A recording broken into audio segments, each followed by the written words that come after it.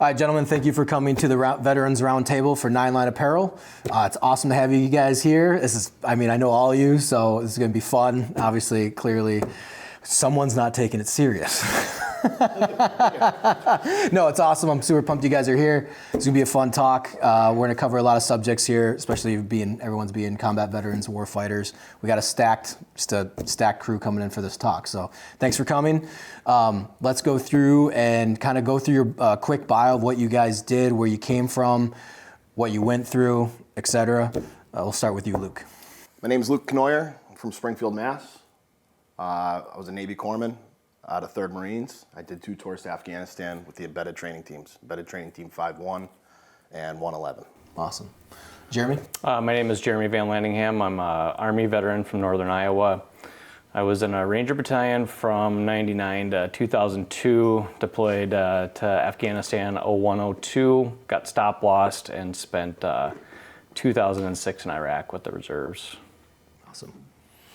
My name is Nick Powers, Marines. Served with you on the first deployment, my only deployment in 2006 to Hadith, Iraq. After I got out in 2007, did some contract work all over Iraq with Aegis, SOC, and Triple Canopy. Awesome. Sweet. All right, so why did you guys want to join the military? Jeremy, we'll start with you. So I grew up in Northern Iowa, town of 500 people. My parents were factory workers. Life was boring, and all these people in high school that I went with, they went off to the big old fancy college, and then they ended up drinking their way out appropriately and coming back to this small town working the menial jobs I didn't want to do. And I was like, man, I got to get the hell out of here. So Army sounded fun. I told the recruiter, he's like, what do you want to do, man? I'm like, I want to be a badass. He's like, I'm going to get you an airborne. So you went Rangers. He said. So he's like, I'd say it. the Marine Corps. Well, it was peacetime though. That was 99. I mean, yeah. The Marine Corps recruiter, he looked at my ASVAB and said, there's the Air Force or the Army. You don't want to join us. Yeah. And he's like, you're going to be an airborne ranger. And I was like, that sounds cool. Yeah. No idea what it is. Yeah. And that's how it worked. Nice. Yeah. What about you? It's just nice not being the only Marine in a group for once. Yeah. Yeah. There's 3 against 1 finally. Corpsmen count. They count, yeah. Thank you. What was the question? Why? Yeah, why? I love the whys because we all know a ton of people's whys and they're fucking hilarious. I don't know. I played Army as a kid. Yeah. You know, I watched war movies, which we all know are bullshit, but the real reason that I joined is I was in a lot of trouble with Scottsdale and Cave Creek police departments. I had seven speeding tickets, 3 suspended licenses, all before the age of 18. Judge pretty much was like, you want jail time or go military? So went military. It's like Vietnam era stuff. Yeah, it was bad. Yeah, like jail or... Drug waiver, huge pothead. What year was that? That was 2003. Okay. Yeah, because my brother had a little bit of a rap sheet, and they got it down to like 6 pages. Yeah. He was pumped. And that was 06. No, he went 06. I mean, it was good. I needed it. I mean, I wanted. Yeah. Underneath everything, I wanted it, right? Yeah. But the deciding factor was. It's your last resort. Well, okay. ASU denied my entry. ASU. Yeah. I'm a local from Arizona. Yeah. That's an accomplishment, though, if you think about it. I think I got a 13 on the ACTs. Absolutely bombed it. But then I took the ASVAB and got 91. Yeah. 116 GT score, and my recruiter was like, what the fuck? How'd you do this? Yeah. So a little patriotism and legal push. Yeah. You, Luke? Yeah, Springfield, Mass. But I grew up in a family. Everybody's veteran. Pretty much all the men in my family are. So I graduated high school in June of 2001. I went to college right after, and I always knew I was going to join. Yeah. I just put it off for some reason. I wanted to give it an honest shot, which I didn't. I fucking sucked at school from day one, right? School sucks I in hated general. it. Even to this day, Yeah. I think a big part of what we'll talk about later too is I tried to go back to school probably a dozen times after the Navy. But anyway, I tried the college thing, and it was inevitable. Yeah. So My oldest brother, Seth, he was a corpsman. My father was a corpsman. Yeah. So I just jumped on it and you got to be pretty smart to be a corpsman. or just fake it really well. Well, I mean, the majority of it. Yeah, it wasn't an easy track. It's definitely not. It's a lot of compressed education in a short amount of time. But that's the whole thing. Like, school sucks. Yeah. But you're an educated individual. You know what I mean? Like, all right. I can read and write. trying to give like a compliment to the people like us that hate school. Yeah, no, absolutely. I mean, if you want to do it, you're going to do it, right? Yeah. And I wanted to do it. You had a fun story that I remember you were in college. You were telling me about it when we were hammered, and you're like, "Oh yeah, the with your My father? No, your dad, but the Bush twins." Oh yeah. Well, we might talk about that one offline. Yeah, that frat party. There, the frat party. Yeah. We'll talk about that over cigars later. Okay, all right, sounds good. But yeah, with your dad. Yeah, so I was in school. I was at a small Division III college. I was playing soccer there, and I wasn't attending college. I was basically there to play soccer and party. And I was home. It was Soccer. yeah. Yeah, he was a soccer dude. Yeah, Wow. You don't meet too many of those in the States. No. Yeah, a big fan actually. Yeah? Yeah, but I'm like in the basement at my parents' house, and it's my second fall semester at a college that I was at, and I wasn't there. So my dad's like, "What the fuck are you doing?" And he turns on the TV, and it was like a few days before the Marines, and I think the Army was there too, had rolled in for Phantom Fury, right? It was November of 04. Or yeah. And he was like, there's a lot of dudes out there putting in work. You don't necessarily have to be on this path anymore. I think maybe like a day later, I was enlisted. Yeah. Nice. So I was glad, it was obviously very nerve-wracking, like getting involved with it, but I wanted to do it. I really wanted to do it. And I just needed that little kick in the ass, and my old man gave it to me. So shout out, Billy. Yeah. Thanks. Well, your brother was Somalia, right? No, not Somalia. He had served, he was on the, I don't want to get it wrong, but it was the 22nd MUSOC, and they had gone into Sierra Leone. Sierra Leone, that's what it was. in the Yeah, 90s, as a corpsman, yeah. So is that like, you guys are at absolute rock bottom, okay? And you're joining the military. How does that feel? Oh, dude, it's all like I'm fucking with you. everything's gonna be so much better. No. So what was that like? Then you get there. Yeah. So what was that like? Just came up with the rock bottom. But so what was that like, man? Like what was your feeling going in and being like, I want to go do this, I want to go to war? Like I think that's something we all share. But what's that for people that don't know? You want to go to war. So what's that feeling like when you are when you get to train and you're like, this is holy shit? You get. So this is like it depends on how you look at it, right? You look at it, you're either a baby killer, warmonger, or like you're a pacifist, right? I mean, that's what I've seen from a lot of Americans. Mm-hmm. Had some weird, dude, this is probably sidetracked, but it kind of fits in. Playing that Helldivers video game. Have you heard of it? No. This kid from Australia, you remember Starship Troopers? Yeah. Okay, the over patriotic, fascist shit, the theme right? of it, yeah. So that's this video game. Yeah. You're out killing bugs and all this stuff. And this fucking kid, he's like, so you went to Iraq?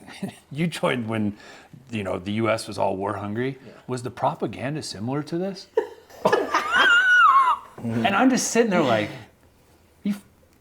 you fucking with me? Like, it's satire, dude. Like, what do you, but people honestly out there believe that. So it's like, if you tell somebody that, they look at you like, oh, you just want to kill people, right? Yeah, some of it is partially true. I mean, a lot of it is you're patriotic for the country, but, I remember, anyway, back to the original side. I was working at Terra Vita, like retirement, high-end golf community in Scottsdale. And I worked at the gym. And there's this old man there in his probably 80s, 90s, World War II vet. I didn't know this at the time, but I'm watching, shock and awe, right? Yeah. We were going into Iraq, watching some sweet propaganda. Yeah. Watching Baghdad just burn. Dude, a quick little though that my dad was watching. I came downstairs. He goes, "Someone got ran over with the tank." He's like sitting in front of Fox News, just like watching, And I'm like, "All right." I was a sophomore in high school. Unedited live footage of a war. Yeah. He's just sitting there glued, and I was like, yeah. Anyways, go ahead. So I'm like half-assedly like wiping, I don't know, Smith's machine down or something, and this old man comes up to me and he's like, "Are you interested in that stuff?" I'm like, "Well, yeah, I'm thinking about joining." And he's like, "Well, I'll never tell anybody not to, but let me tell you about World War II." And I was like, "Oh, sweet," you know. And he's like, "You see this?" And he had a reverse mohawk, scar running right down. You know, his hair was thinning real bad. Fucking MG42 zipped him up. No shit. Yeah, and he just sat there and talked to me, and we were just watching it. He's like, "You got to make sure that you're ready for this, because once that first round cracks by you, you don't know how you're gonna react. You say you want it. You Exactly. Yeah. And I'm 17 at the time, like, this is gonna be badass, you know.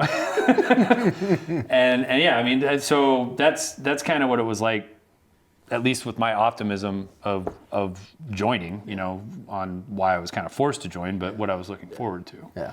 You know, having a World War II veteran like that saw ferocious combat, kind of try and, you know, guide the young, as it were, as like, hey, are you sure you want this? Yeah. I didn't know it at the time because I was so young and stupid. And looking back at it now, it's like, man, I wish I would have had more conversations with that guy. You remember what theater he was in? The Bulge, Battle of the Bulge. No shit. Battle of the Bulge. What forest was that? Oh, yeah. They did the whole episode on Band of Brothers about it. Bastogne. Thank you. Yeah. Yeah, he said that they were just patrolling the forest and an MG nest opened up on him and fucking zipped him up. He didn't even know he got hit. He had blood running down his face and somebody's like, "Holy shit, you got shot." Yeah. And he's, "Oh, fuck." I like how that hasn't changed though, because that happens a lot too. Well, adrenaline's you got shot. adrenaline's a motherfucker, man. I mean, I've never been shot, so I don't know it personally, but from all the veterans who've come through their organization that've been shot, 9 out of 10 of them had no idea. You know, unless you get shot in the lung or something. Yeah, exactly, yeah. So Jerry, what are you? You're 99, so you're. Well, so I actually went in 98. So like war wasn't a thing. It was like. I wasn't even in high school. Yeah. Thanks, Dick. And I was there. I was there. Yeah, so we went in and, you know, Ranger battalions are all combat units. We trained hard. The training got old, so on the weekends we liked to drink hard. And we just it was kind of like a work hard, play hard, made really good friends. Some of the older guys that had jumped into Grenada had CIBs and mustard stains on their wings, and they looked really cool. And it kind of seemed like a fairy tale. And like when 9/11 happened, we just got done with PT, and seeing the plane hit that first building, it was like, what is happening right now? And everybody was like not sure. And then the second plane hit, and it was like, okay, this was not random, this was targeted. And we started getting amped up and jacked. And yeah, we were told out of the 3 Ranger battalions, we were the first to go. And man, I've never felt more alive. It was like electricity was coming through my body, like all the training, the effort, the sweat, the blood, and finally like it's go time. Yeah. It's pretty exciting. And when did you finally deploy after 9/11? How soon after? Do you remember? Yeah, it was the end of September. We flew to Oman. Wow. And then from Oman, we took helicopters onto an aircraft carrier. They took half the naval personnel and the jets off, and they put the 160th in helicopters, and then PJs were on there. Delta was on there, we were on there, and that's where the initial missions came out of. And then my buddies in a different platoon jumped in, did the Operation Rhino. Mm-hmm. More really show of force stuff, to be honest. Not much combat. My roommate he did die in a helicopter crash, October 19th, 2001. Just poor conditions, not like being shot. Yeah, sandstorms. Yeah. The sand was hell on rotors, dude. I mean, it was hell on a lot of things, and it was shit. And the squad of guys had to stay out there for 3 days while the 2 dead Rangers were kind of stuck under the Black Hawk because there was sensitive equipment until they could figure out how to extract it. So it was just, you know, shitty situation. You do a lot of like grow up right now moments in the military. That was one upon a couple. Yeah. Wow, dude. You, man, you're trying to be corpsman. You got a little bit of lineage, corpsman. Mm-hmm. So what's that like for you? Like being like, shit, here we go. Because when you joined, it was like, I mean, same thing with us. Shit was kicking off, but you're in a little bit different capacity as a corpsman. Yeah, so I mean, I went to Navy boot camp. So, that was more of a pain in the ass Yeah, than yeah, anything, yeah, right? yeah. It's 10 weeks of just going through the motions. Like, I knew I was never going to be on a boat, like, whatever. I had an FMF contract, so got through boot camp, and that was fine. And then right across the street from boot camp is Naval Corps School, or it was anyway. It was at Great Lakes, Illinois. So that was, I think it was like 4 months, 16 weeks of training, and that basically allows you to function anywhere in the Navy, on a ship, hospital, whatever, clinic. That's your baseline, right? And then from there, I went to Oceanside, California for a field med, and that was another 10 weeks. And that school was run by Marines. So, you know, that's when you're indoctrinated into that culture, right? And that's when it really started to get real for us, for me personally. And, you know, you're starting to do the very basics of tourniquet application and all that stuff that comes with combat trauma, so you can function on the battlefield, and, you know, you take it serious. And some people didn't, but most of the people that did take it serious ended up right where they wanted to be, which was, we all went to war. Yeah. I think it's a different perspective than infantry, too. I think in a lot of ways, infantry is easier.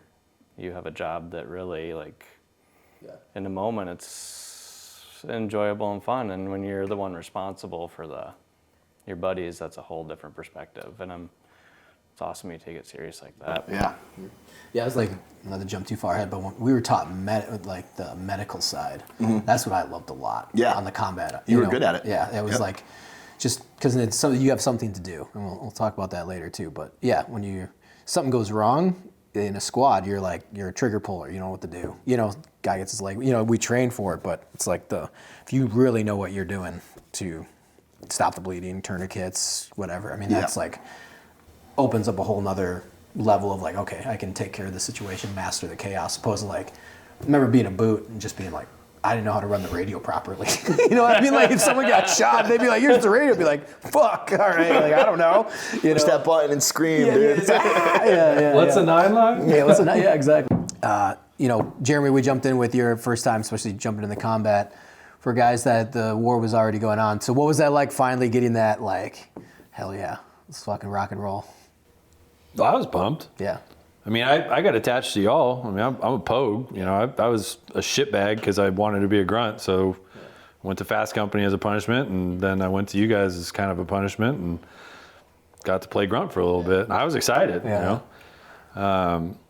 But, you know, once you get there, I threw up on the C-130. I mean, I was not a popular person to be introduced to 3-3. Flying in and starting the whole vomit chain because some asshole asshole crew chief. I even asked him, you know, I was like, hey, you got a barf bag? And he goes, use your helmet. I'm like, you motherfucker. And before I could even do it, I just puked all over. And, was that going for Kuwait and Iraq? Yeah. Doing the map of the earth bullshit. Yeah. I don't know why they did that. Like, we didn't. Just to fuck with us, I'm pretty sure. There's no reason. They didn't have SAM launchers and shit. I mean, come on. It was 2006. Dude. It's 2006. Yeah. I did 4 hours mapping the airflow level in a C-17 with a company of Rangers, and we did an in-flight rig and jumped. Fuck. It fucking sucked, man. I was like, what am I doing? There was not an airframe in the military I didn't throw up on. Every time I got on 53s, I puked my guts out. I remember coming back from HCACs, and they dropped the back doors, and there was like humpback whales and shit, and everybody's taking pictures, and I'm just, go cool. No. So you jumped on the advisor teams right away. Yeah, so I was coming out of field med, and I actually went into recon indoc, and ended up getting sick there. How'd you do that? I inhaled poison oak. I mean, you told me a story. Whatever, they called me a training risk, and I was having some residuals from getting sick. I went back into training, and I'm like, look, you know, I think I'm gonna roll. So I bounced, and then the chief that was at field med took good care of me, sent me out to Hawaii, and when I got there, Chief Mike Bish was like, listen, we got this opportunity for you to try and get on this thing nobody really knows what it is. We were the first, to my knowledge, we were the first ones to do it. Yeah. I know Iraq had the MIT teams, Yeah. but that was, if my memory serves me right, like you went there as part of a conventional and then got tasked with that when you got in country, right? Basically. The mid teams. Yeah. Yeah. Mid teams. It was different in So, Iraq, you know, yeah. embedded training teams, they're totally independent. Yeah. Right? So we were the first, to my knowledge, that the Marine Corps had ever done it. And it was sick. It was unbelievable. So when I got the green light to be put on this team, the workup was about 6 months long. And everybody there had already done a tour at least. Most of them too. And every day was a test for me. Like I was the only guy that didn't have any experience. I was a straight boot. And all the way through the workups and everything, I still didn't think I was really going to go, you know? And then when we got the order to go, and First Sergeant Stocks, Dave Stocks, was like, all right, Doc, like, we're rolling. I was like, fuck yeah, let's do this, Yeah. you know? And I felt really ready. I was wicked nervous. Yeah. I was really nervous all the way through training. There it is. Yeah, But, Wicked nervous. But There's the I, Yeah, it's coming out. whatever. Yeah. Only a matter of It time. was, yeah. Boston's 90 miles east of me. But yeah, I was nervous. Obviously, everybody is. But fucking came here to do this. Let's get it going, and we went. Yeah. Yeah. All right. So, in country, we'll start with the fun ones. What was it like that first, like you said, that first bullet going over your head? What's that experience like? So my first experience wasn't bullets. It was actually mortars. Mortars. Every day. It was a lot. But I remember, you know, when we first got to the Pesh, you know, our team was split up. There was, the way it was before was there was cops all over the place along the Pakistan border, in the Pesh River Valley, and in the Cournoyer.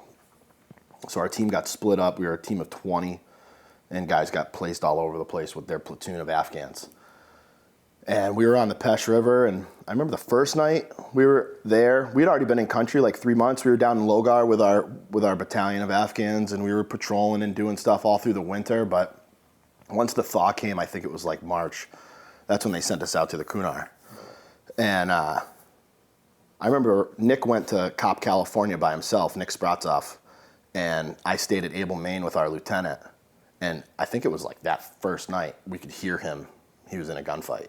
Mm-hmm. And I remember thinking, like getting mad that I wasn't there, you know, because he was alone. He was fucking alone. And then I think like 2 or 3 days later, I went there. And I remember hanging out on the Humvee, just maybe having like a morning cup of coffee or something, and you could just see the rounds impacting. Like we were right on the river, and they hit on the short side of the river, and then they hit the river. Walking them in. It's on its Shit, way. this is really happening, you know? Like all the Afghans, like, bing, like cockroaches with the lights go on, like scattered. I mean, they went to do their job, but like everybody was moving faster than I was. I kind of was just in awe of the moment. You're admiring the view, man. Yeah. Coffee was still hot. And then the game was on, right? And then it's amazing what you can get used to. Yeah. Jeremy? You know, I think my experience is I like hearing your experiences. Mine is so much different because my time in Iraq, I was essentially a FOBIT. It was like the easiest time I ever did in the military. But my time on ground in Afghanistan in 2002 was my first experience with things, and it's not urbanized. It's just so rural and wide open. There wasn't like close quarters combat or anything like that. And I remember some of the first rounds, and you couldn't even see people, and you're like, for real? Yeah. Like, are you just doing that? You'd hear that, and then you'd kind of get just jacked up and ready for a fight, and it's like, where are they? Yep. For one, and then after a while, it's just part of a day. You go numb. You're, like, you're shitting in your PVC tube in a hill, and you hear the rounds, and it's no different than hearing the wind blow. It was a weird thing. We patrolled at night with Humvees, no armor. I remember we fitted the seats so we could all sit out. It was crazy. Like, I was very glad they didn't have IEDs in their head at that time because we would have been smoked. But we'd go out at night, had IR covers on our headlights and our nods on, but diesel Humvee, you can hear it. And guys would be like tit, tit, tit, tit, and then you just see all these lasers on them. Yeah. And then, it's almost like comical because nobody would shoot. They'd just be like, Yeah. like make. Yeah. And then, it'd get boring and ding. And yeah, so that was really that was the extent of it for me. It wasn't much. And it was just a different feel than what you guys are describing in I think urbanized areas in Iraq maybe. Yeah. Well, you have. Well, I mean, Iraq's so drastically different. I mean, you can be in you were in Barwana, right? Yeah, I was in Barwana. Yeah. So I've never been to Barwana. Haditha, yes. The South Dam village, yes.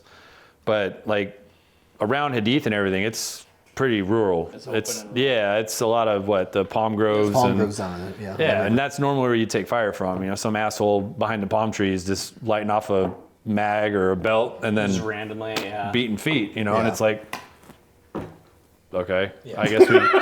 I guess we keep patrolling, or Yeah. I don't know what to do. I mean, but I remember the first night that we ripped in from Al Assad, and all of us thought it was incoming, and it was outgoing. Oh. Because you can't. It was 2 a.m. It's Yeah. pitch black, and you just boom, boom, what the fuck? Yeah. And then come to find out it was outgoing mortars. But 81's letting them go. I think it was a 105. 105. Or no, It was- 155s. 155s. Was it? The Arties. Yeah, artillery was going, wasn't it? I thought it was mortars Well, maybe it's mortars. You talk about getting into the fob? at the dam. We didn't Yeah, have yes, ours. you're right. Okay, Yeah. I thought you said Al Assad. Yeah. No, ripping in from Al Assad, Okay, to at the dam. Haditha. Yeah, the dam would have been. Yeah, 105s and 81s, 120s. right? 120s? Okay. 81s or 120s. All right. Yeah. It was a thump, man. Yeah, It was the whole place was shaking, and as it was fuck. Yeah. And then all the guys who, I think we replaced 3-1. They're like, oh, these fucking boots, man. That's outgoing, you idiot. Yeah. Oh, okay. Well, that's the thing. I think it's my first experience was an IED went off 5 vehicles ahead of us. We were with map section. Yeah. And I just remember being wonder what an IED looks like. Because this is pre YouTube. I mean, YouTube existed, but you had ogrish.com and all this stuff, but you're all right, and then finally see it, and I remember being it wasn't a big IED either, it was just a, and I was huh. I guess Well, that's it's like what it seeing is. your And then first- everyone starts screaming IED, and then eventually we got the big ones. Yeah, we saw Yeah. the big ones, Yeah, which yeah. are fucking mushroom clouds. But it's just seeing your, throwing your first frag grenade. Yeah. And it's kind of oh.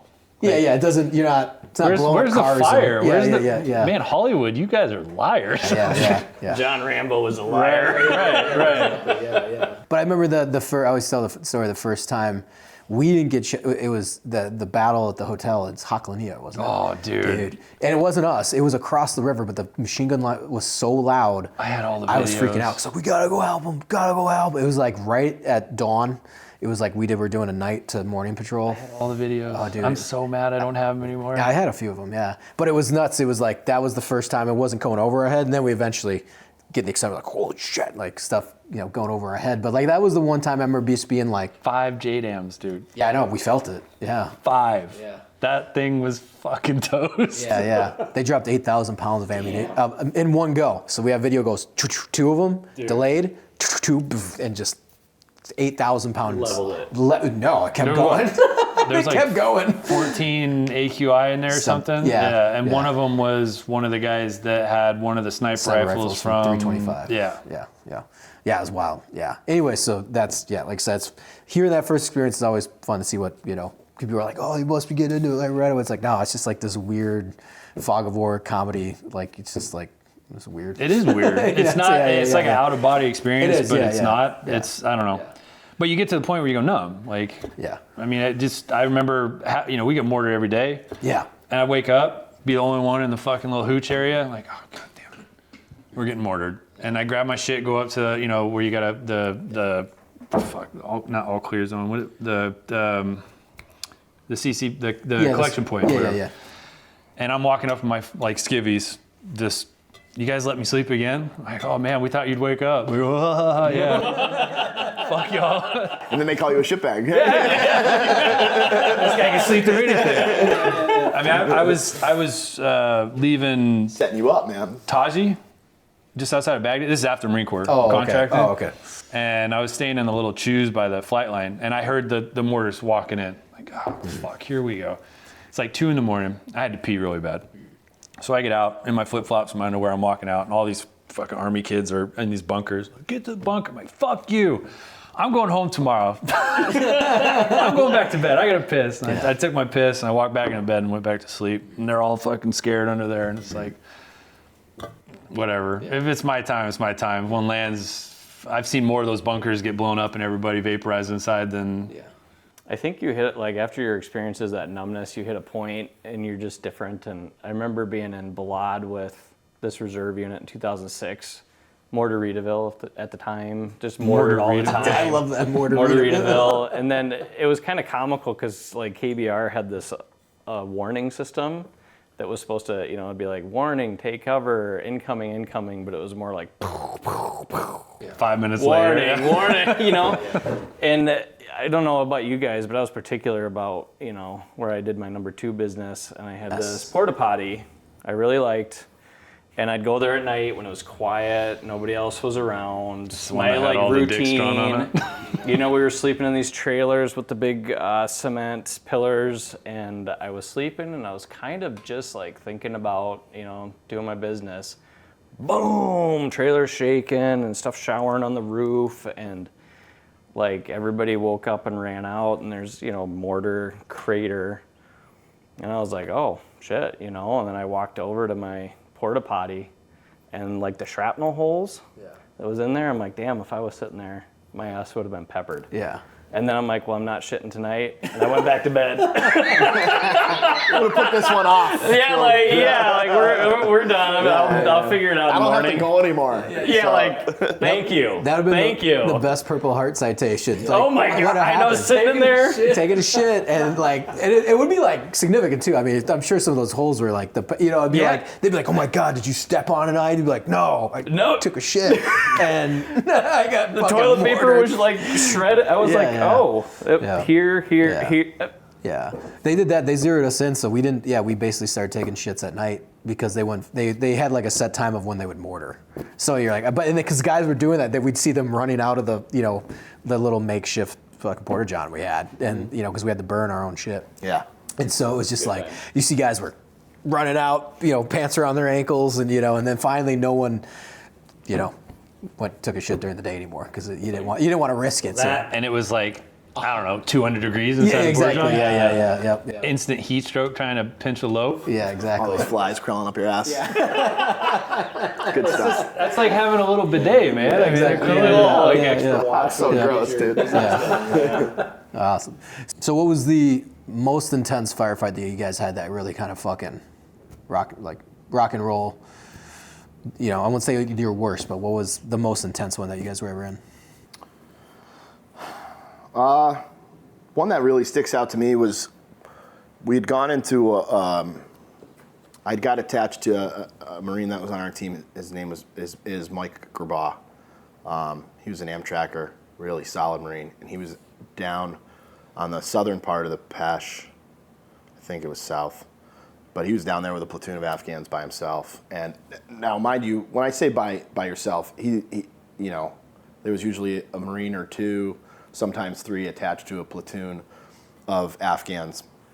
But we were also co-located when we first got there with the 10th Mountain.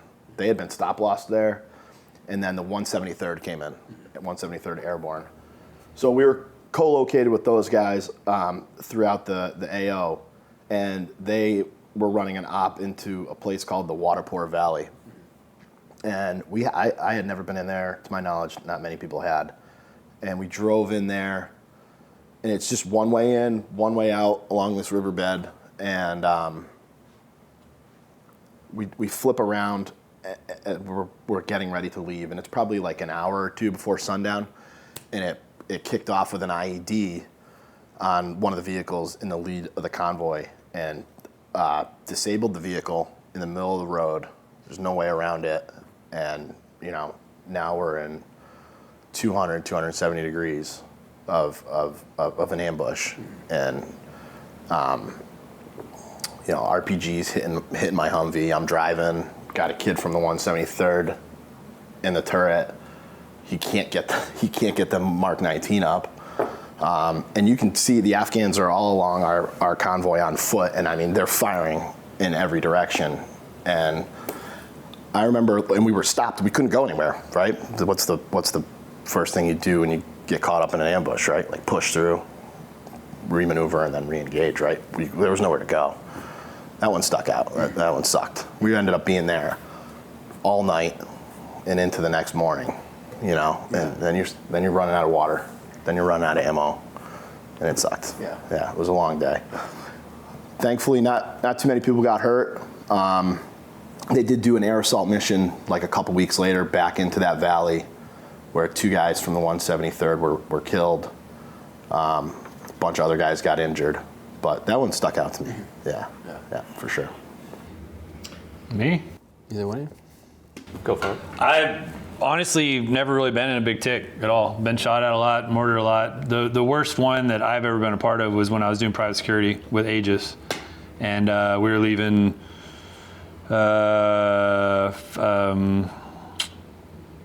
Camp Fallujah or whatever, you know, the Marine base just off the main MSR or whatever.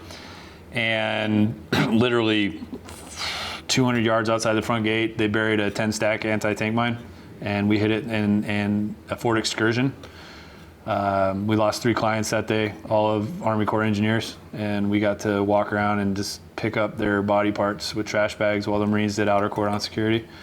That was a pretty shitty day, but I've never been in a big tick at all, ever. Just shot at. I'm probably the worst one here. No, that's why I was gonna go last. So I was gonna say nothing major for me. Like I almost already just described it. Like a lot of stuff at night, getting shot at a lot, more, but like nothing major. And Were people getting hurt? People were getting hurt, but not from our unit around us. And you know, I think there was this like wave of unsentiment. Like we were ready to do our thing, and then it was told to us in no such terms that there was like a ranking system, and unless it was an HVT, we weren't going to go. And then it turns out if it was an HVT, then CAG would go in and we'd do a little like perimeter security while they went and mopped up. So we were like caught in this conundrum where it's like, you're too good to do these, you know, things like that. The 101st were going in and kicking indoors and guys were getting hurt. Yep. But then You're not good enough. But you're good enough to we'll helicopter you in and you can give them security. So yeah, I mean it wasn't much for me. And out of my experience, like I got some medical training, and that put me on a whole different path in life. And but anyway, sorry, I'm getting ahead there. But yeah, not much for me. Yeah. All right. So, what was the worst experience you guys had? Do we not get to hear about your intense firefight? I'm here interviewing you guys. Yeah, and you have like the most intense one. Yeah, I'm like Literally, it's like, hey, I got like I'm out, you know, like. Yeah, like. Well, yes. My most intense one was getting surrounded by 75 to 100 Taliban. When we were, you know, we did an operation, moved north into the valley, and then just all hell broke loose. You know, we did a KLE, moved to the riverbed, and just, you know, got hit with an ambush. And then I pushed up, and then, just started taking the one side that wasn't getting hit. And, you know, after we duked it out for a little bit, and then fucking got hit from that side, and then we got surrounded in 360.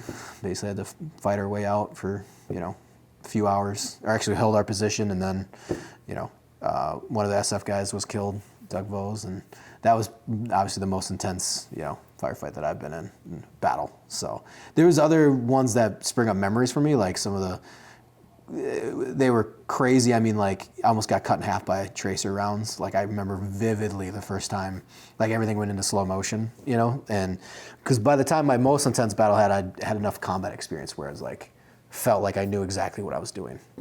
And we'll talk about more about that, like guys experiencing that, but knowing how to operate and master that chaos. So by the time that firefight had happened, I felt comfortable in what was going on, or not, I wouldn't say comfortable, but like I knew how to do my job. But I remember one of the other most intense ones was in Iraq, our first deployment, which was almost getting cut in half by tracers. I just remember everything kicks off. All I remember hearing is the engines revving on the road. For some reason, it's like your hearing goes. Isn't that amazing? Those things that just like. Yeah, and I just remember seeing tracer rounds just fucking all around, just like I was in between them. So like the rounds went on the left side and shot the right side, and I just turned and started lighting shit up. did the tactical mag reload, It was like, we're like da-da-da, drop, the whole thing just smooth. And we ended up getting hit with kind of like from an ambush from the rear. Yep. And then, took our kind of got our bearings, it was one of those things. Figured out what the fuck just happened. We got shot at, squad of Marines get shot at, we just fucking start lighting everything up and then killing everything. Jesus Christ, yeah. My buddy, I remember gravely, we got back and we were doing after actions. It was funny. They were like, "You shot how much ammunition?" And then like Gravely, did you hit anything? Yeah, exactly. Yeah, like Gravely was like, I remember he was just like, he racked. He goes, "I died out here." He starts like shooting the soft. We're like, did you say weird shit? Yeah, he said some shit. Yeah, straight up, he said, "Hey, died out here," because we had like a month left, and it was just one of those. And Vincent, that was the weird thing about that first deployment, man. Like, you go out, and it was like certain platoons, you knew they were going to get into a firefight. Every time. Yeah. Other platoons didn't see shit. Exactly. Yeah. We had Barwana was much more mortar heavy and IED heavy. No. And we were jealous of Kilo. I think it was Kilo that had Haklania and Haditha. Yeah, India was in Haditha. And they got the firefights. So, and we can talk about this too here in a few minutes, which is that being reactive and active. Like, at least I've told people this, and it's like, I'm sure other guys, it's fucking sucks being on the receiving end on IED and mortars because you can't do anything. Yeah, there's no, this is my opinion. There's no fucking greater feeling of being able to fucking squeeze the trigger at somebody. There's not. Yeah. Like, because now it's mano a mano. Now it's what you train to do. You have control. You have control, exactly. You are active. You have control. And when you don't get to press the trigger, it fucking sucks. So I remember that first deployment was like that. It's like, Haditha and Haklania, they got to at least duke it out in firefights. No. We had a handful, but we were getting our shit kicked in with the 120s. They zeroed. And those fucking Chinese rockets with the diamond shrapnel. Whatever. I mean, well, that and because of that whole massacre, right? That everybody got let off on. We had every media outlet with us, so it's like you couldn't even cough or fart without getting in trouble. I mean, we didn't even have showers. We didn't have fucking laundry. And we were expected to have pressed fucking camis in Iraq. It's like, what are you working in a cubicle? Right. what the fuck am I? You're doing damn near uniform inspections in the middle of Iraq just because the media's with us and you got to look good. How? I haven't showered in 2 weeks. Like, what the fuck, man? I didn't even know what happened. They were just like, because we replaced 3-1 there in Barwana, and they're like, "What happened?" Or they were like, "The press here, don't talk to them." I'm like, "What the fuck? We don't even have press here." Like, we were in the middle of not middle of nowhere, but we were in the middle of the city. So it's like, well, weapons company got off the best setting up Baghdadi. They had nothing. No, they were way out there. Yeah, they were OFP, dude. Yeah.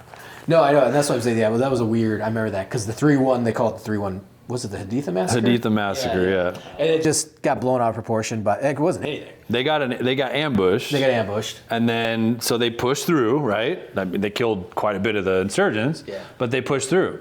So what happens? They came back, they took the weapons off the bodies, the media comes in and goes, "Oh, the Marines massacred a whole village of freaking Iraq." It was a big thing within the Marine Corps. Like they had even the colonel of the battalion, I think, was up for court martial. And they let everybody go because they're like, this is ludicrous. I mean, this gotta love that Western media. It just amazes me how, people on the sidelines have an opinion when they've never been shot at.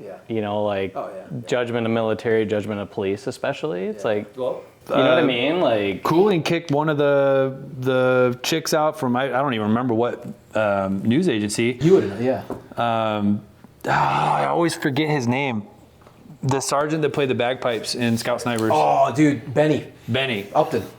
He was the one that got me in Scout Sniper, or not got me in, but he was my mentor in Scout Sniper. So he was walking by the ops intel briefing room where Cooling would brief all the platoon lieutenants and everything on movements and whatever. And this chick was like trying to listen through the door, and Upton like fucking threw her through the door. And Coolin's like, "What the fuck, devil dog?" You know? He's like, "She's listening to your briefing, sir." Yeah. Good to go. Yeah. He got on the phone, you know, his little Texas accent, got on the phone, and he kicked her the fuck out. Yeah. I mean, she was trying to like get in on the next day's movements ahead of time to do what with? Yeah, that's just like... Report about it? Like, Yeah. I mean, that's some seriously fucked up shit for... Wasn't there a famous That's some fucking famous Geraldo guy? shit. Yeah, there you go. That's right? some That's Geraldo shit right there. Geraldo or I'm not allowed to say where we're at, but if this is Afghanistan, we're right here. Yeah. They're gonna go this way. He's like, we're going around, and then showed. Yeah. He showed the whole thing. I He think, right? showed the whole operation on camera. It was Iraq? I thought it was No, Afghanistan. desert... Oh no, it was invasion of Iraq. It was the invasion of Iraq. It was 2003. Okay. It was 2003. He was Iraq. he was I don't know attached where to the unit, and they were pushing because I remember it happening like in real time. And he was like, "So we're going around the city. This is what the Marines are going here, and they're coming up here." And he's just the camera guy, and then they were like, "What the fuck are you doing?" Like, you know, and like immediately they pulled him from the invasion. Yeah. In his head, he's like, I've got the story of He's a like, "I lifetime. got the story. Yeah. I'm showing exactly." Let me show you what I'm about to film. Yeah, exactly. Yeah. No shit. All right. So, after, like all the, everything is said and done, what was it like kind of getting, adapting back into civilian life? Like, what was that feeling like saying, "Hey, this is it. Fucking got my, EAS, got my DD-214. Man, what a dichotomy. It's like I couldn't wait to leave, but it was becoming a civilian was one of the hardest things I've ever done in my life. And I remember sitting outside the recruiter's office in my car like 3 times. Like, do I go in and like get back to something familiar, And then I got into drugs heavy, and that like was my, that was kind of like my barrier and coping mechanism. And I remember I even had a buddy call me, and he's like, "Jeremy, I'm like with this security company called Triple Canopy. Terrible company. You should TC, terrible company. Sorry. Well, he was like, "Man, we can make some money. We can do this stuff. It'll be funner, and we'll have a good time." And I was like, "Shit, that actually sounds good." But like, I was pretty stoned at the time, and I was like, sounds like a lot of work. I didn't do it, but yeah, the transition was terrible. I was like angry with people. I was like, "What do you mean I have to pay a trash bill?" Yeah. I lived with my parents shortly, and they're like, "Hey, our grocery bill's gone up a lot, and if you could, you want to help with that." I'm like, "What the fuck? Got to pay for groceries and bills and." How old were you? I was 22. Okay. Yeah, 22 at the time. Yeah. That was weird. I mean, like, you're always given food, clothing. You're told where to go. You're given a ride to get there. So young too. 22 is. Yeah, and you'd think, if you think about it, and I thought at some point, like I thought that I'd grown up because of some of my experiences, and like this whole being angry with people, and looking back, it wasn't growing up. It was like just me and my immaturity, and like people have different experiences, and now it's like it's easy to get mad at people, but they just don't have the same experience. They really don't know, and I grew from that. But it wasn't a great transition for me. I had an overdose, almost died. Still was like peddling that life, and then my wife came along, and she kind of like pulled me out of that shit, keeps me in line, and be 19 years this summer. Wow. That's awesome. Yeah. That's awesome, dude. You? Yeah, I mean, I got a taste of civilian life because, as you know, I left Hawaii and went to Newport, Rhode Island, Naval Health Clinic down there, and that's just a couple hours from where I'm from. So I knew I was done. I kept going back. Like while I was there, I kept saying to myself, "Oh, well, maybe I'll go back into the pipeline or whatever." I had buddies going back in to that, and I'm just kind of like, "Nah, fuck this. Let me get out of here." So I went home, and at the time I was going through the process of getting on the police department and the fire department in Springfield, Mass. And I was going through both processes at the same time, and I just told myself I'd take whatever came first and then figure out life after that, right? So I ended up becoming a police officer. I did that for almost 13 years. And at first, it was I thought in my head, like it was just what I needed. You know, I'm back in like a unit. There's a ton of veterans there. We're all looking out for each other, doing the job. But there was always just this like underlying thing that maybe I shouldn't be here. You know, maybe it's not good for my health, right? Tons of drinking, continued to see bad things, which just exacerbated all those other things that I'd already experienced. And, you know, I think the darkest time came, you know, it was probably like eight years into that gig where it really started to get rough for me. I don't know if you want me to go into that now or I can wait. Yeah, but sure, man. yeah, so I mean, you know, like obviously it just comes with the job, I think. Obviously I'm prone to drinking, but I fucking drink a lot. I still like to party. I'm not gonna lie. But now I'm just better at like fucking picking and choosing my moments, right? And it fucks you up. So, you know, you're working 4 to midnight and you get out of work and you're drinking a 12-pack in the parking lot every night that you're working because you don't have to go back to work till 4 o'clock in the afternoon. So you wake up, shower, go back to work, do it all over again. I did that for years. And it's just more and more fucked up shit kept happening, and I ended up getting into an investigative unit, and that was kind of like rebolstered my reason for being there, but that just came with more partying and more freedom, and now I'm taking doors, right? We're hitting doors all the time, throw a vest on, throw your baseball cap on backwards and break somebody's door down, and everybody, you know, whatever happens behind that door happens. And like, I started getting so depressed that I stopped wearing a vest, right? Damn. You know what I mean? I'm not thinking like I'm gonna do it myself, but I'm thinking to myself, fuck it. I want out. Yeah, who cares, right? Yeah. So that was when it got real bad for me. Yeah. That was like 2017. Ended up going into like an inpatient program at McLean Hospital in Belmont, Mass, and saved my life, honestly.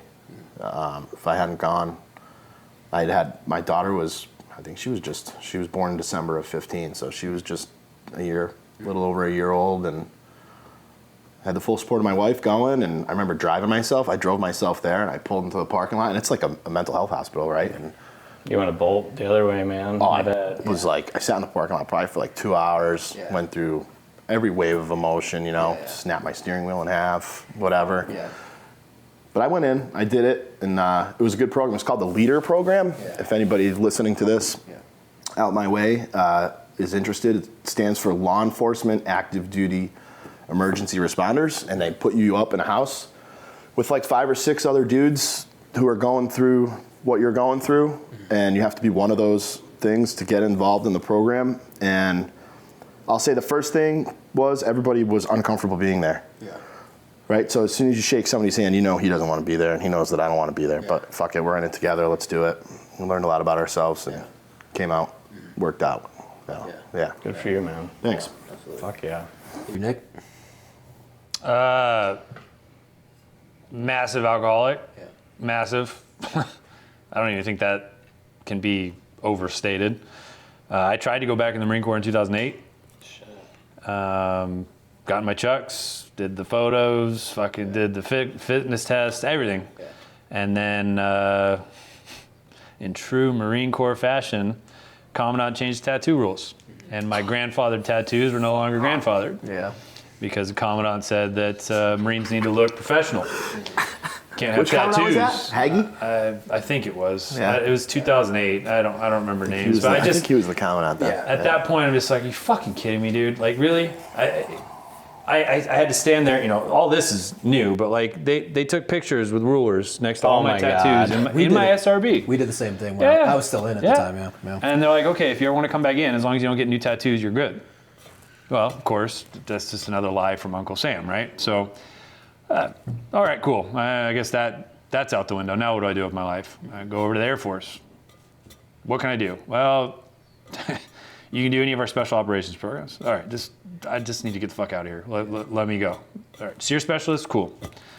Okay, well, we only have 14 slots per year and they're already full, so try again next year. Okay, cool. Now what? Bartending. perfect transition. You guys want to do a shot? I drank myself stupid every night. I got out. My dad was a CEO for Realty Executives. I guess I come from a silver spoon family, even though my dad never gave me shit, and I owe him a lot for that. I'm not talking bad about him. I'm happy he didn't spoil me, but I went to do real estate with him after I got out. Like, lasted one day. Like, Dad, I love you, but this is fucking boring. Yeah. I can't do this. So I started bartending. I did that for, I don't know, maybe about a year. Don't remember hardly any of it. Just drunk the whole time. And then I had a buddy from First Recon reach out, and he got me on my first contract with SOC in 2008 after I couldn't get back in the Marine Corps and couldn't get into the Air Force. So and I got out in 2007. So I mean, this is like with literally the first year being out, I wanted to go back in because I felt cheated. Yeah. I was young, I was immature, angry, and I just wanted to go back and get that redemption that I felt like I got cheated from. And then of course the Marine Corps fucked me again, and no, you can't come back in even though you're grandfather. So anyway, started contracting, making serious money at 23 years old, and traveling the world, back in Iraq, all over that fucking horrible country. That was when the Taji story. Fuck. Dude. Get a fucking email. Hey, we lost a contract. Find your own way home. Mm-hmm. What? Yeah. Like, excuse me? You brought me into country, and all my shit got stolen. So I had to wait like 4 weeks to get all new body armor sent because they stole it in Amman, Jordan. They just stole my bag flying into country. So I had no vest, no Kevlar, no nothing. So yeah, that was fun. And then they're like, you have to find your own way out. So that's why I was waiting on a Space A flight back to Baghdad to then fly out of BIOP or whatever. And I ran into some Brits that I would work out with in the gym there that worked with Aegis. And I told them, they're like, oh, give us your CV, mate. And I had a job. I was back in Iraq like 2 months later with Aegis. I mean, but yeah, I wanted to go back and I couldn't. And it really fucking pissed me off. Yeah. And that anger hasn't left me, to be honest with you. I help a lot of people through the organization that I run. I try and help them get past their angers and everything, and I have that, and I don't think that anger is ever going to leave me, dude. Yeah. The Marine Corps really fucking pissed me off on that one. Yeah. Like, you tell me, you make me go through all this stupid shit, and then I want to come back to it to do more stupid shit, and then you tell me no. Yeah. Like, sense of betrayal. Yeah. Philosophically looking at the situation, would Warfighter Scuba have happened if you did go in? Probably not. Well, I mean, we could play what ifs all day. I mean, I should be dead 15 times over. Man, especially my first year in Roatan. But the military is trying to tell you something, man. You didn't realize your purpose yet. Your organization is awesome, despite you being a Marine. And Well done. Thank you. And Seconds get a little fired up over here. I heard you have a large board, so that's helpful, But like all these little paths in life that you just don't see and you don't expect, they kind of lead you to this place that you're at right now. And I think what you do is fucking incredible. No, and I appreciate that. But it's I'll double down on that too. It's awesome, man. Seriously, yeah. I mean, and you got the fucking balls to start this up, live in a different country, make this stuff happen. You got the balls to take out dudes with PTSD, take out amputees. Like, nobody would do this shit. You got balls, man. I appreciate that. It's just, it's one of those things that I don't think I'm ever going to be able to let go of. Like, I feel cheated significantly. And that you talk to, I don't know, you talk to First Sergeant Flores about me. Power's the biggest shitbag I ever met, right? You talk to Colonel Cooling about me, or he'd be like, fuck, that Marine was stellar. He would fucking tell you what's on his mind. Yeah. He didn't care. It just, and that's who I am. I mean, that's why I do this. I don't take no for an answer. I try and find ways around things, and to have the Marine Corps tell me no. Yeah. After putting me through all the fucking hoops, they knew they changed the fucking tattoo policy. They still made me get in chucks. They still made me do a PFT. They still made me do all this shit. Still made me go to MEPS. And then they're like, oh, sorry. Yeah. It's weak. Like, what the fuck? Well, I remember those tattoo policies. I was still in, and I remember the day before that weekend, all the tattoo parlors in Hawaii were booked. Yeah. And everyone got it was, because you'd be grandfathered. Awesome. It was, yeah. It was '08. It was after our second pump. That's awesome. And it was like everyone had gotten all their sleeves, and it was like, and most of the guys like, you guys are getting out. Yeah. Like you would have been, Like, you know what I mean? Like, yeah. who cares? Yeah. Like, But you what if I don't? But what if I did exactly? But that's a struggle. Like, Yeah, you know, yeah. you thought about going back in. All of us do. It's like you're in that fucking mode of, sweet. Yeah. I am done with being treated like a child. I can't wait to be a civilian and have a adult human being life. Yeah.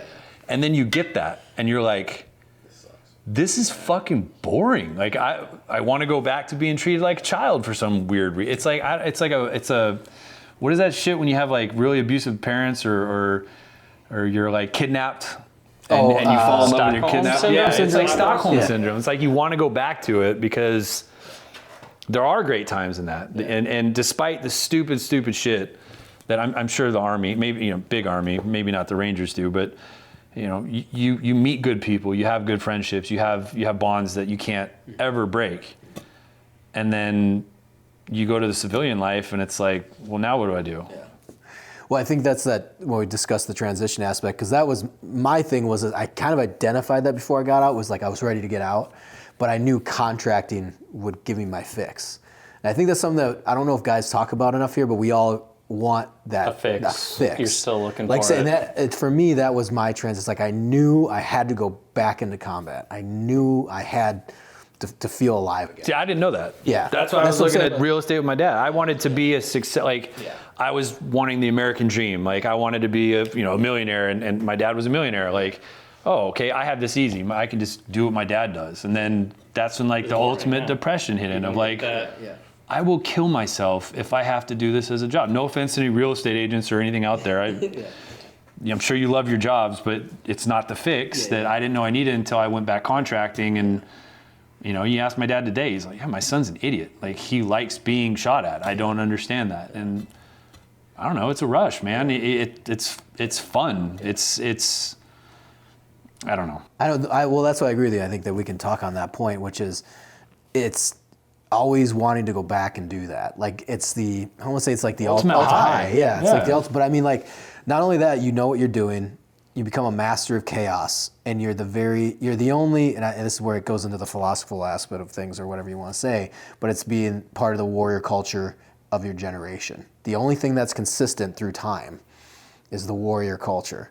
And it's kind of like being able to master the chaos and be a part of that community, because everyone looks up to you and when everything's gone to shit. And I think being able to know how to navigate that, and then also knowing that you're good at it. Like, I think that, I don't like to say if people don't talk about it much, but like when you get good at war, like you were good at war, you knew exactly what to do. Like you went into the chaos of being a cop, but that's that fix, you know what I mean? Like you wanted to get back. Like when someone gets shot, that's someone's worst moment is your best. You know, that's when, I don't want to say it's your time to shine, but that's when. It's your time to do what you do. Yeah, exactly. Like, that's your purpose. Exactly. That's your drive. And like when there's a firefight that breaks out, that's our time and that's our world. Like that's what we do. That's why, like I said, we all hate being in, on the fob. Like that was the worst, or being. I don't know, the food was good. Food was good, but yeah. Fuck. That food was really good. And I always feel like sometimes when guys are doing that, like that's why they seek the adrenaline rush after. But it's also trying to, deal with the issues that come with that. Like for me, like I said, I went into Ukraine in 2022. That was the most I felt alive, like in the last 10 years. Like seriously, we crossed from Poland to Ukraine, and I was like, this is where I belong. Like Russian cruise missiles and fucking knowing that there's tanks not too far down. Like it's just, you have a job to do and you're there to do it and you're very good at it. I don't know how much of this I can say. I'm not going to say names, but one of my board members has clients that had interests there, financial, that needed personal protection.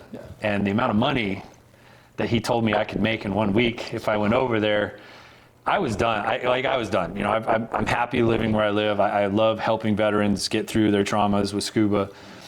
But when he said I had a chance to go over there and Oh boy. be a trigger puller again for making $25,000 a week. All those old feelings started crumbling. Yeah, they kind of come on back. Long lost love. I was like, you son of a bitch. Yeah. Like, why would you tell me this? Now I have to have a conversation with my wife. It's like it opens up the door. Be like, well, you know, I could go for a month and make $100,000 and have that fix again. That same thing happened to me like a year and a half ago because I just graduated nurse anesthesia school in September.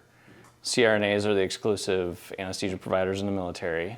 It's getting close, and another guy was like, hey, do you hear now that there's like these surgical teams that like CRNA, surgeon, and a tech, and you like are attached to tier 1, you get Halo certified, you do all the cool shit, you just jump in with them with all your gear, and you hang. And if battlefield surgery needs to happen, and I was like, those feelings, man, I was like I could feel my heart racing, I could feel that electricity again, I was feeling good, and then I was like, oh shit, wife, kids. Yeah. It's like this slow come down, but man, to that, I was like... That's called maturity.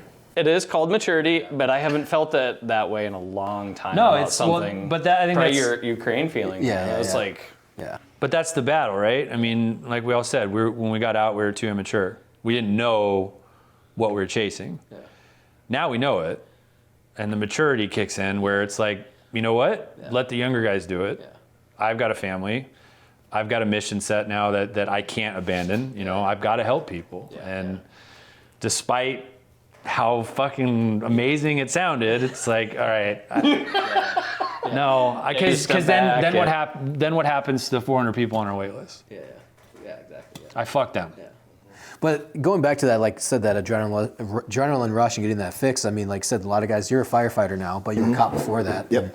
But like, how many guys do we know went straight into fire? Like they're like, it's almost like 90%. And for them, it's like you get the adrenaline dump. You know exactly what you're doing. You have one task. You know what I mean? And like, you know, everyone loves firefighters. You know, it's just like it's. Yeah, that's definitely that's a quality of life change right there. You know. Yeah, I definitely it was before I even knew it. It was what I was just chasing that feeling all the time, right? And when I went to McLean, you know, I remember talking to one of the doctors, and he was like, "Listen, because there's not a lot of guys around, you know, that have experienced what you have," and he's like, "And you're up here all the fucking time." I didn't even know it, right? But I was there for a reason, so I started to realize like this is not good. But he was like, "We got to bring you back down. We got to get your baseline." He goes, "It'll never be what you were when you were 20, right? But we got to get your baseline back down." Yeah. And once maybe like a year or so after I went there, I started to feel that again, and I started to think what you just said. I'm like, let these fucking kids have it. I don't need to do this shit anymore, you know? And you got to pass the torch. Yeah, exactly. And you know, now I'm on the fire department. I jumped ship from the police department. It'll be 2 years in August, and I mean, the best shout out, Engine 1 Truck 1A Group, best company in the city. You know, but the only thing that I have to do when I go to work now is provide a solution to people who need help. Yeah. You know what I mean? And that's the cleanest, easiest way I can think of that I can live my life right now. And that's so good. It's awesome. Yeah. You know? Yeah. So and I hope you feel the same way, because that's what. No, that's my mission. I mean, that's my therapy, man. I'm still fucked up in the head. I just had an anxiety attack, massive one, 3 nights ago for the first time in years from my first one that was horrible. But you know, I've got a group coming in April, and that's going to be a fucking awesome week of detox for me, of like being around everybody again and doing something positive and productive in all of our lives, and teaching people how to help other people, you know, in the adaptive scuba community. I mean, that's so funny. Yeah, it's awesome. Yeah. Speaking of panic attacks, this is the we all want to talk about. Let's all have one together. How do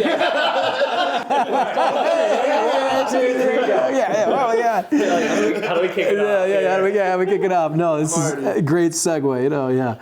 Now, like, you know, I think it was funny because you called me.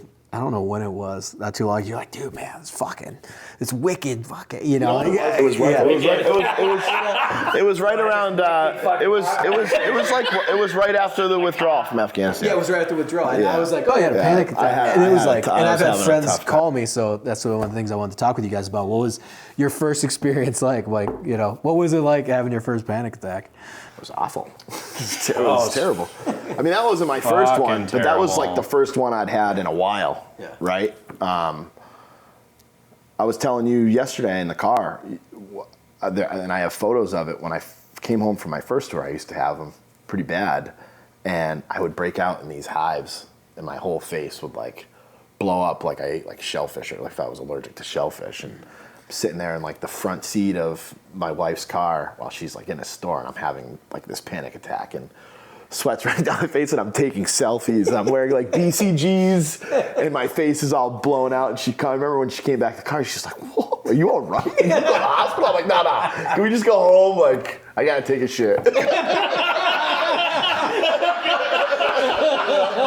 Can we just get out of here, please? Please get out of here. I'm fine. But then, you know, you go back on your second deployment, like chase that thing again, right? And I remember fighting so hard to get on that second deployment, and then getting out, and I'm just, they're terrible. Yeah. They're awful. Yeah.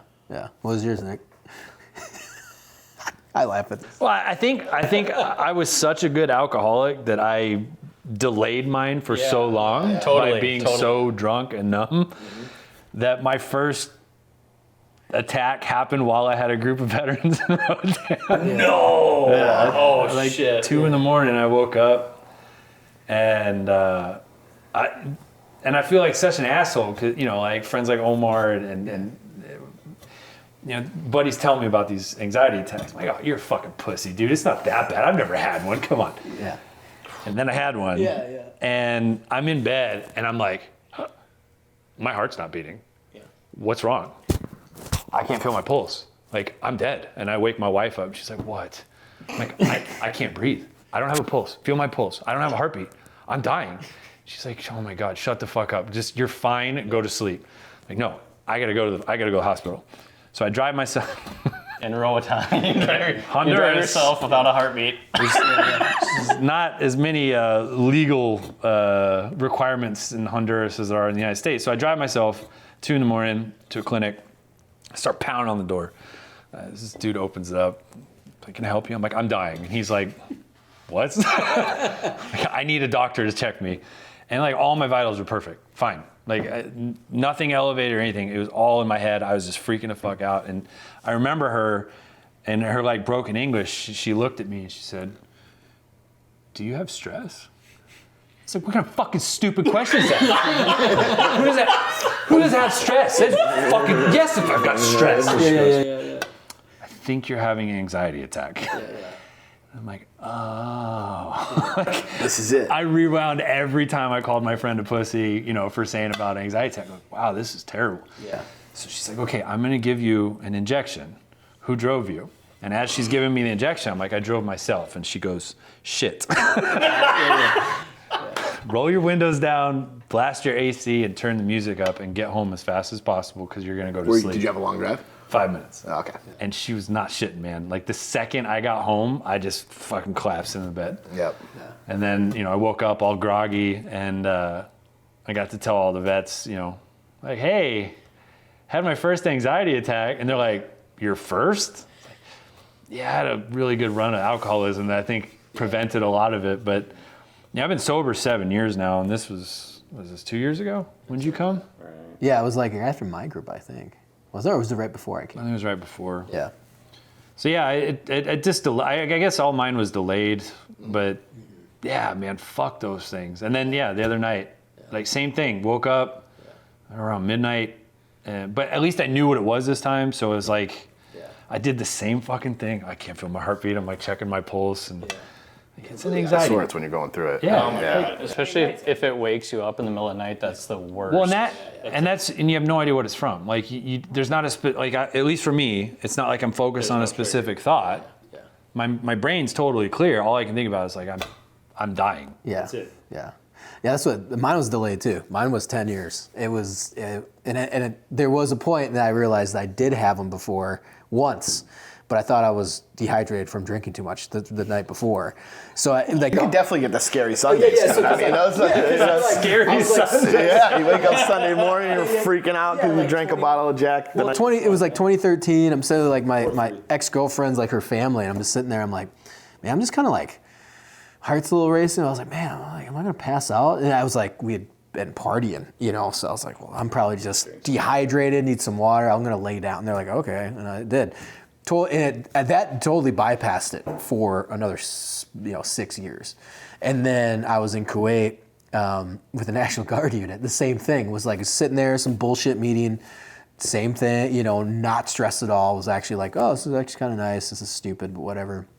I thought I was gonna throw up. I was like, this is weird. And then I'm like, I'm sorry, I gotta like get out of the brief that we're doing. It wasn't like a big deal. And then I was like, oh my God. Like I was like, my heart was racing. I'm like, you know, I'm about to like fall over, and like I had to like sit down, and I'm like, what the fuck is going on? Like I thought I was having a heart attack. And then, dude, it fucked me up for like 3-4 days. Like I went to medical, they checked my blood pressure was like it was nuts. Everything was like going nuts. And then they gave me some, you know, calm shit down pill or whatever. And that was weird for like a day or two. And they were like, yeah, you're, you know, I went to go see the doc, and he's like, you know, he goes, he's straight up, he's like, so, yeah, he's like, okay. He's like, you know, are you feeling like anxiety? I was like, no. I was like, this is fucking chill, you know? And he's like, well, you're having a anxiety attack. I was like, what are you talking about? This is the most chill fucking job. This is stupid. And he goes, so what have you done? Like, what's happened to you? And I was like, well, I've been like shot, blowing up, done 8 deployments, 9 including this one, you know, like, you know, and everything. He's like, he just goes, yeah, that's it. Are you not hearing what you're telling me right now? Yeah, exactly. He goes, well, that's it. And I was like, okay. He's like, dude, your system is shot, your nervous system. That's what they told me Yeah, too, your right? nervous That's when they were saying system you're shot. way up here, man. And ever since that point, because your mentality changed, it's like I do feel that higher tension. And then when they identified it, and I had a string like probably a few months after that. After my wedding, have you guys, or like before and all that, I was like, because I had that panic attack, and that was always on my mind. I had a wicked bad one, like a month after that, in the gym.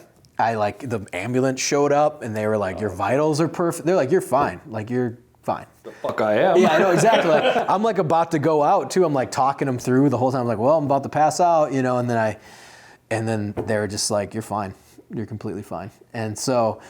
Yeah, and then we even did a heart monitor thing for a month. Nothing. They're like completely healthy. Got strong heart. I'm like, okay, you know. But yeah, that was my experience jumping into it. And then every so often, like I said, the middle of the night, you know, once in a while. That's the worst, man. That's where, yeah, and whatnot. But you know, Because you have, you like know. during the day, you have everything to keep you occupied. At least in like, I'm so busy, I don't even have time to think of like while I'm taking a shit. I can't even think of just taking a shit. Yeah. I'm constantly like, oh, I got to do this, got to do this. But then when you go to sleep, and your brain finally just kind of like, Everything you've been squishing has that opportunity to come out.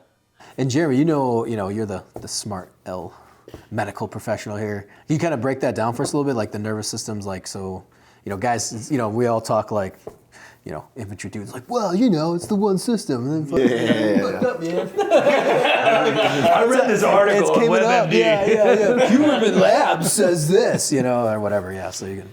Well, and very interestingly, my panic attacks were also delayed for a long time. Drugs and alcohol, I think, did it. Other things in life. I actually pursued a career in law enforcement, and I almost had my bachelor's.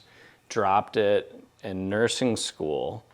And very interestingly, I was a nurse working at the VA in a class, low stress, low key, just sitting in a class you can space out on, getting paid good money to do that. And all of a sudden, fucking same stuff. The heart, like, wow, like it's kind of hard to breathe. And I'm like, I'm feeling pain in my left arm. And I'm like, well, and then like I'm somewhat in the know and I'm embarrassed. So I leave and I'm like, get some water, walk it off, had a couple beers the night before. I was like, fuck, I better go down to the emergency room. Went down there and, you know, the crusty old ED nurses, man, they look at you and they're like, you're fine, you know, and In typical VA fashion. Yeah, typical VA fashion. And I had the whole workup, the labs, you know, your heart's fine. I wore the monitor. I did the whole thing. And like, as I went through nursing school, and then especially as I just finished nurse anesthesia school, like the physiology of like panic attacks and how your brain works and your nervous system is like really at the forefront.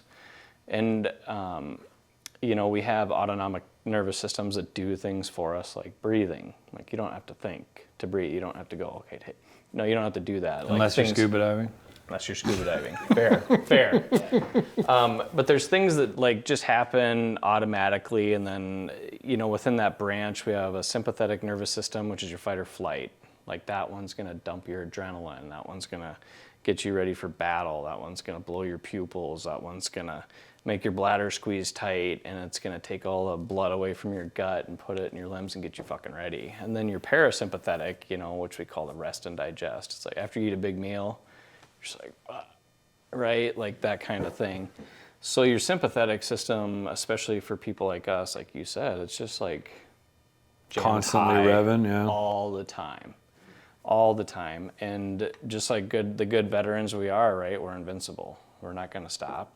We're not going to give ourselves a break. Something needs to get done. We're going to push and get that shit done. Like we're terrible at recognizing like when we should be done and just take a break. So you're like up all the time. And I think, you know, you just hit this crest, and it's your body's way of like the tea kettle boiling over, because these things happen with no warning. There's no trigger. It's just like a buildup over time. And I think a lot of things too, like we recess in our inner brain, like a lot of things we try to squash or not think about, like they're always there. And during sleep, so many crazy things happen with your brain. And I think there's like your brain's, it's almost like a protective, like these things got to come out sometime. And then you wake up with those like night terrors or that panic attack, and it's one of the most terrible fucking things in the world. It's so bad.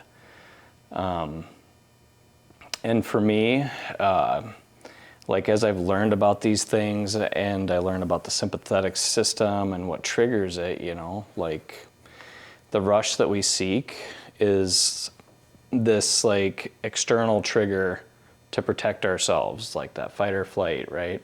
But like when you do things like drink caffeine, that's not an external trigger. You're kind of doing that. You're artificially stimulating that. And I think things like that can become bad if you drink too much coffee. I've kind of heard that, like guys that drink, it's happened to me. Yeah. Like Omar, you know, it's the same. He's like drink. It's like too much caffeine. It's like it kind of Gave him a panic attack. Yeah. Like, I sent him coffee from Honduras. Yeah. He called me. If your sympathetic system is already here, Yeah. and you tick, Jack it up. Yeah. yeah, it can be like a recipe for. That was a funny conversation, though. Yeah. Like, don't you work for a coffee company? And he's like, yeah, man, but what you sent me, it's not coffee. This is, what the fuck is this? Yeah. Like, it's really good coffee, man. It's strong. Yeah. And does alcohol have the same effect too? Because I feel like it's sometimes. Wouldn't alcohol kill it? Yeah, Like, or alcohol does kill it. That doesn't stimulate your sympathetic system, but it sobering just up. Yeah, In that, right? But yes, and then the dehydration leading to the fast Like a heart horrible wake rate. up. Yeah, you've And- stunted it so bad. Scary Sundays, man. Yeah, That's what I used to yeah, call but them. like what you're doing is you're just like, Gotta ride this wave. you know, you're Be all right. like you have all the shit that you have in your head. You know, if you think about a tea kettle, it's got to come out at some point. And alcohol, you just kind of jamming it down. It's still there. You're just compressing it, and then when it comes out, it's a little more. Yeah. That's like an opinion of mine. Yeah. And so what helps me during these times, first things first, is focus on breathing.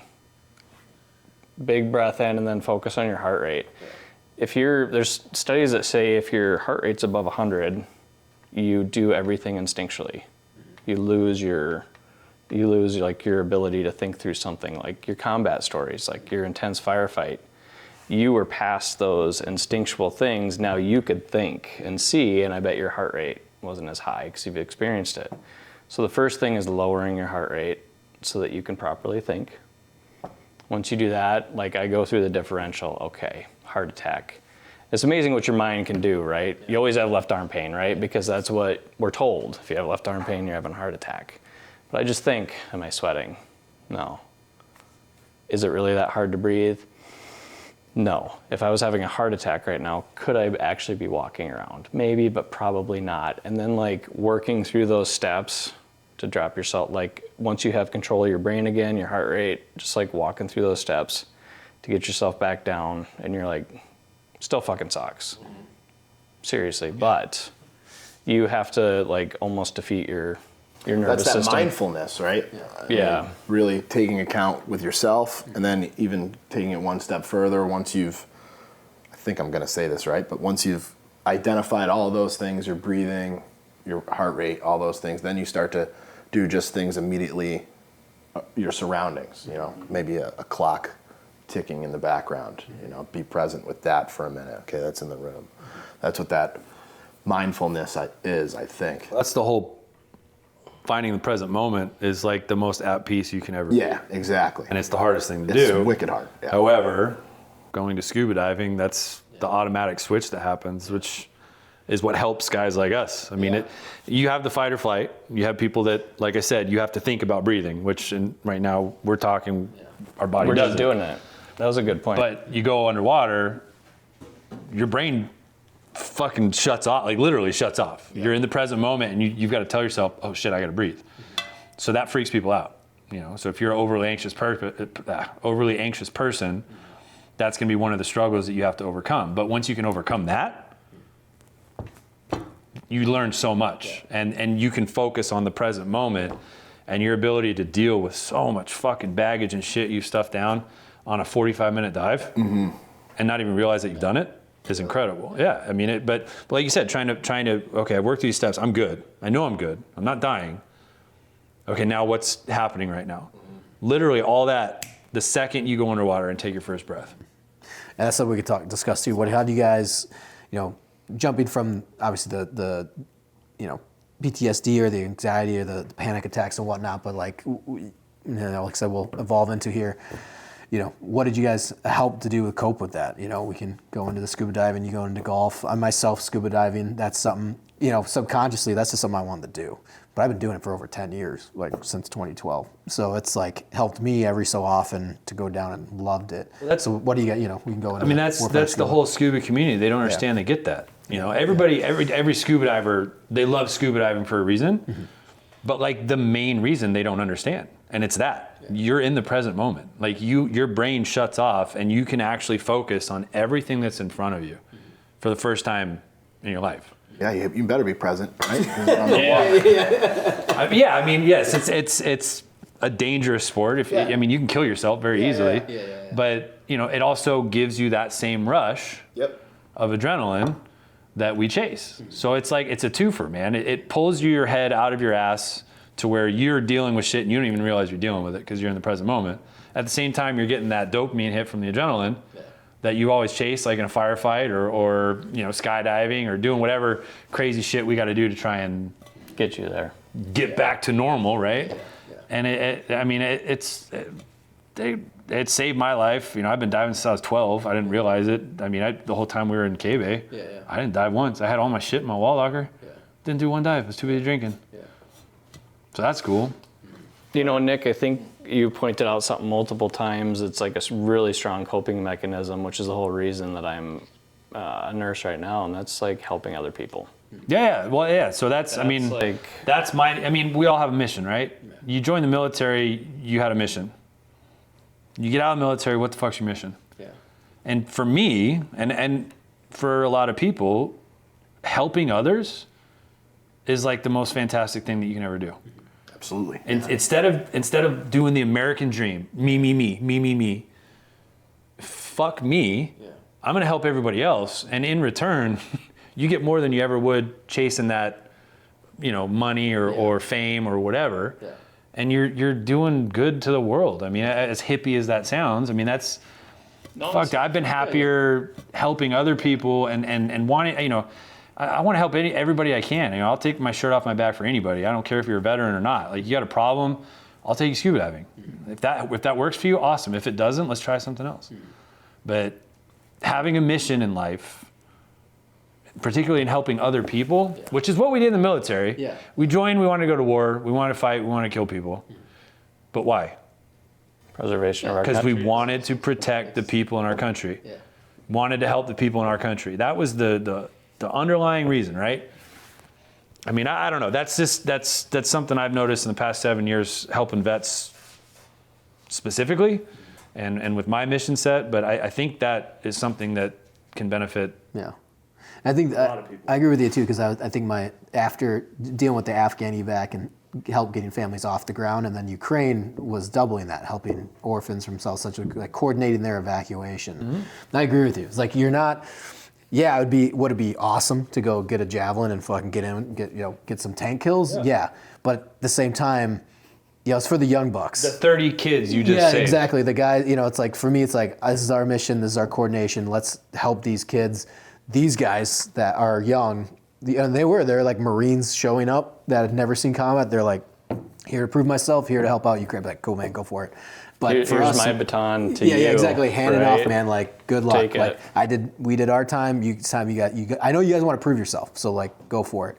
And I think helping and keeping, like I said, you're 1 foot in. And I do agree with you, because it's like that helping aspect. Like even my contract, it was like you still felt part of the mission. Like I think that was that. Not only were you back in it, you were back in Afghanistan. I was a contractor, but I was still helping the mission, even as getting paid money, a lot of money to protect, stupid diplomats or whatever. But if anything was happening, dude, we were there to help whoever was around it, including the Afghans. Like for us, we were part of the Afghan mission. Yeah. Like so, my mission, especially, like I love Afghans. I was like, hey, I'm help better their country. You're like helping them through combat means, but now it's a little bit like I agree with you. It's like I think that's a part of it too. You're stepping out of your zone. You're there to help and do something. Like helping other people too, even with like the scuba diving and being like, hey, man, let's go over here. Let's go do this together. Helping, like I said, and you do the golfing aspect. And this is cool because I know a lot of people that are doing golfing as a therapy or as veterans groups. Yep. And obviously I do scuba, which is awesome, but I'm not as familiar, so you can explain that. Yeah, I mean, if anybody's ever tried golf, it's really hard. and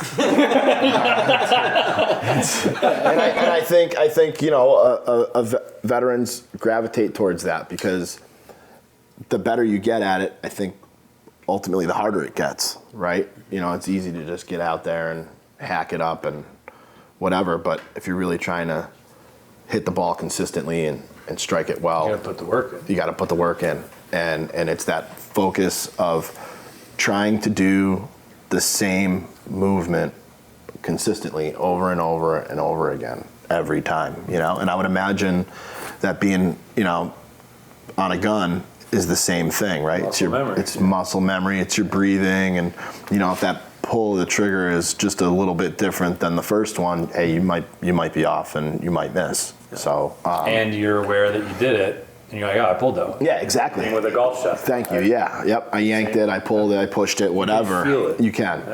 Yeah. And yeah, I love it. Yeah. So I participate in this. It's a national organization. It's called the Salute Military Golf Association, and it puts veterans into a clinic. They solicit the services of like a local pro, and they put them through an 8-week program where it's 1 hour a week of golf lessons. It teaches the veteran anything from etiquette to the rules of the game to how to swing a golf club. And a lot of them are amputees and Purple Heart veterans, and they might have some sort of physical disability as a result of their service. So at the end of that, if they complete the program, they get custom fitted to a set of TaylorMades, and then throughout, yeah, it's pretty sweet, right? And then throughout the season, the program facilitates outings at golf courses that you probably normally wouldn't be able to access as just a regular. Without some ridiculous private membership. Yeah, all that stuff, right? Yeah, so it's pretty awesome, man. I really have grown to love it, and I tried golf when I was younger, but it wasn't my thing, right? But now it's something that I've really grown to love, and it's helped me a lot. It's good. You learn patience. Yeah, all that stuff. I walk a lot when I golf too. You're outdoors. You're in the sun. You're in the. Yeah, and I don't drink when I golf. Like, is my bell curve, right? I have a couple. I'm like, what the fuck am I doing out here? Let's go to the bar, you know? And, so I stopped drinking. I started walking a lot more, and that just like brings it all in, and so it's been very helpful. Yeah. That's awesome. Yep. Sweet. So, you guys got any advice for combat vets that are, you know, like I said, I was talking with Clinton Romachet, Medal of Honor recipient, and I was doing an interview with him, and he's part of an association or a foundation that's kind of figuring out veteran suicide, PTSD, all this stuff. But we were all talking here before this, and, you know, he was saying, you know, 10 years is like the magical mark. Like, it catches up with you. And almost from like the last time like the last firefight or whatever. For me, it was like on the money, right at 10 years. Technically, it would have been before, but I didn't know. But it was at 10 years. And he was saying 10 years is like a mark. But, you know, it's crazy to say it, but I mean, it's 2024. We're 15 years on. Yeah. 2006 is 19 years on. You know what I mean? Like, my last was 2011. Yeah, exactly. Like my last 2012. Well, I guess Ukraine would have been the last cruise missile, but like, you know, 2013 was the last firefight in Afghanistan, you know, in Kabul. So, you know, what do you guys have to say for, you know, like advice for new guys that are coming up? And there's a new generation of guys, like, you know, I hate to say it, like you have even the Marines they're younger, they're going to Ukraine, they're going to come back. And yeah, it wasn't our U.S. military, but those guys they're going to be coming back to something. You know, what advice do you guys have for them, or what can you do, you know, for the we're the older guys now, we're now the Vietnam Desert Storm vets coming back, or you know, like, oh, you guys are fine, you know, that type of shit. So what do you have advice for them? Yeah, my advice isn't gonna be popular, but stay away from drugs and alcohol. Work through it. Don't get behind it. Yeah. Don't let it creep up on you. Go straight, like in your transition out or whatever, go straight into a golf program, scuba program, go into something productive in your life that you can do with a group of like-minded individuals who are going through the same shit that you can discuss things with, instead of just stuffing it down. And I know that's not a popular opinion, but I don't know. After seeing everybody that I've helped and will continue to help, staying in front of it's always going to be better than trying to numb it.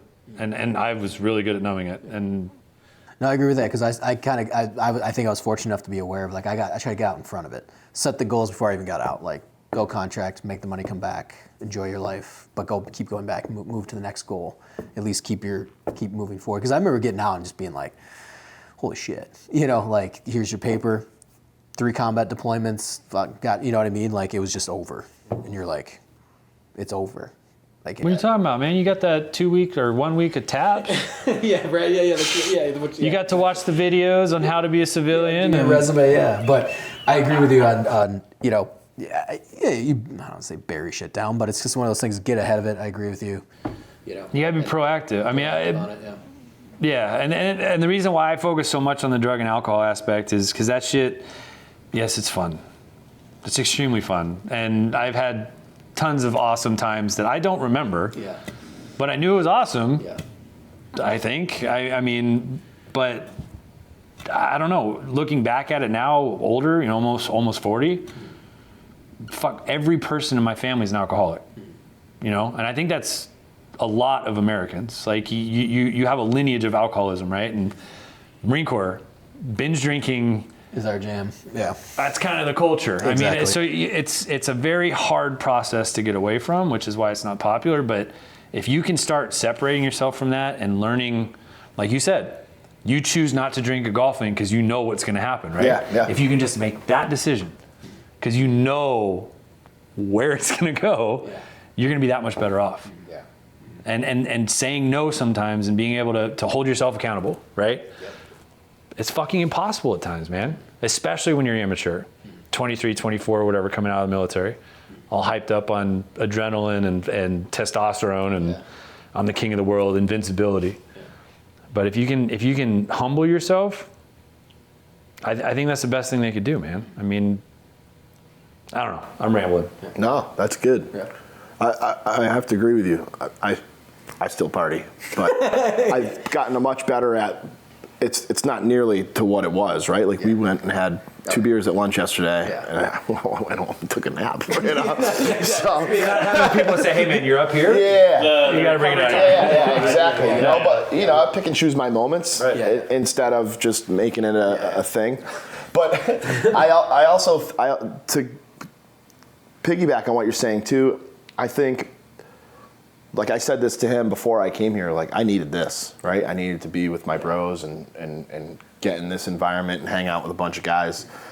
And I think if you can find that as well, it doesn't necessarily have to be the guys that you served with. No. But, back in your community somewhere, find an outlet to be around guys that you can hang with and, say whatever you want in front of pretty much and not be looked at in a weird way or, that shock and awe look like, well, yeah, motherfucker, I did just say that because it was funny, That's why.